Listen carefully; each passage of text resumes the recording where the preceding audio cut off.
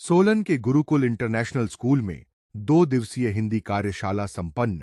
सोलन के Gurukul international senior secondary school में 11 और 12 जुलाई को 2 दिवसीय हिंदी कार्यशाला का सफल आयोजन किया गया।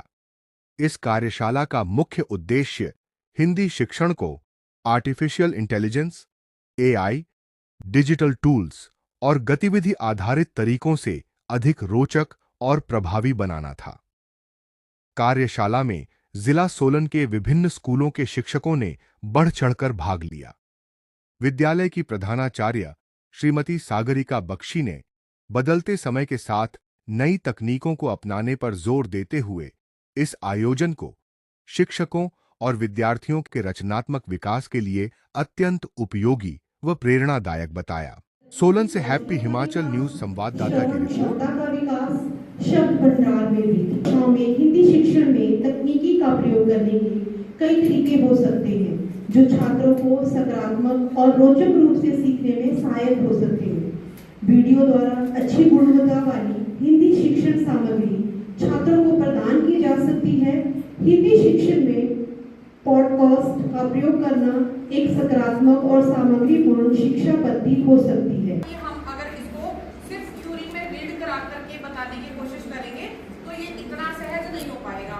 पर हमने जब उसके साथ एक एनिमेशन वीडियो जो कि छोटे बच्चों की कहानी है उसमें जब देखा कि वही सारे स्टेप्स जो है वो कैसे फॉलो हो रहे हैं स्टोरी में, तो हमारी अंडरस्टैंडिंग और ज्यादा बेटर होगी।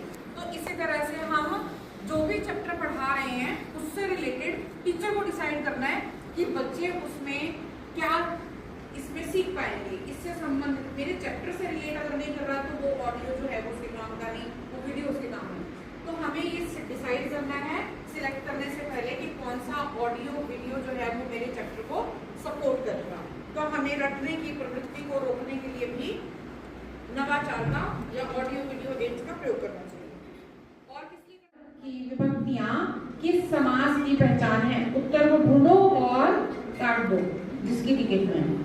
कर्मधारय समास का उदाहरण कुसुम कोमल का विग्रह करते समय कुसुम कोमल इन दोनों पदों के मध्य आएगा। ये आपके उत्तर में है जो आएगा। कुसुम कोमल के बीच में जो आएगा वो आपकी टिकट पे है। जानुओं तक का समस्त पद है जो है वो आपकी टिकट में ढूंढिए। जानुओं तक, इसके लिए जो समस्त पद बनेगा वो आपकी टिकट के अंदर है, ढूंढिए उसे। यथाशक्ति किस समास का उदाहरण है? यथाशक्ति किस समास का उदाहरण है? आगे पढ़ाना है तो आपने असेसमेंट एज लर्निंग, असेसमेंट कर रहे हो एक लर्निंग प्रोसेस की तरह कर रहे हो, तो वो आपका आकलन है। पढ़ाने के लिए आप रोजमर्रा की गतिविधियों में उसका जो जांच पड़ताल करते हो वो आपका आकलन है। और मूल्यांकन आपने अभी तक क्या पढ़ा दिया था, वो कितना उसको सीख पाया और आप कितना सिखा पाए। हमने एंड में 80 मार्क्स का पेपर ले लिया। अब बच्चे के उसमें जितने नंबर आए हैं वो उतना उसने सीखा है, ये इसका असेसमेंट है और मैं उसको इतना ही सिखा पाई हूँ। ये मेरा बेस वाला प्रैक्टिकल सब्जेक्ट्स जो होते हैं उनमें भी होता है। हिंदी में लिखित और मौखिक आप परीक्षाएं लेते हैं। मौखिक वाला असेसमेंट जो है वो जूनियर क्लासेस में ज़्यादा होता है ना, जो आपके प्राइमरी वाले हैं या फिर जो नर्सरी क्लासेस या बाद में। और मौखिक वाला जो असेसमेंट जो मूल्यांकन है, इवैल्यूएशन है, उसमें भी आपका जैसे सीबीएसई में 80 नंबर का आपका पेपर होता है और 20 अंक जो अपनी तरफ से हम देते हैं, तो उसमें भी कुछ पार्ट इसका आ जाता है। ये आपका कि आप उसको सारा जो देख रहे हैं उसके हिसाब से जो आप जो 20 मार्क्स है उसको वेटेज दी है। वो जब उसके ए ओग आई औच है वरड लड यमगणम झगय घडलश जगगडलश ख फचड चड गव कवय शससर फल। प्रधानाचार्य जी का बहुत बहुत धन्यवाद कि उन्होंने इतनी भावभीनी प्रशंसा के साथ हमारा सम्मान किया।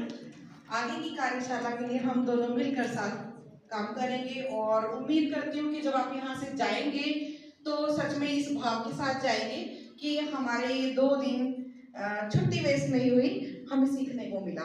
We will do our best. बाकी आप लोगों का सहयोग हमारा हौसला बढ़ाएगा। सीबीएसई ने ये जो हमें मंच दिया भी शिक्षण से जुड़े हुए हैं, तो हम सभी एक ही नाव में सवार हैं। तो ये एक ऐसा मंच है जिसमें हम आपसे और आप हमसे सीखेंगे। तो ऐसी कोई भावना हमने नहीं रखनी है कि हम रिसोर्स पर्सन्स हैं तो सब कुछ हम ही हैं।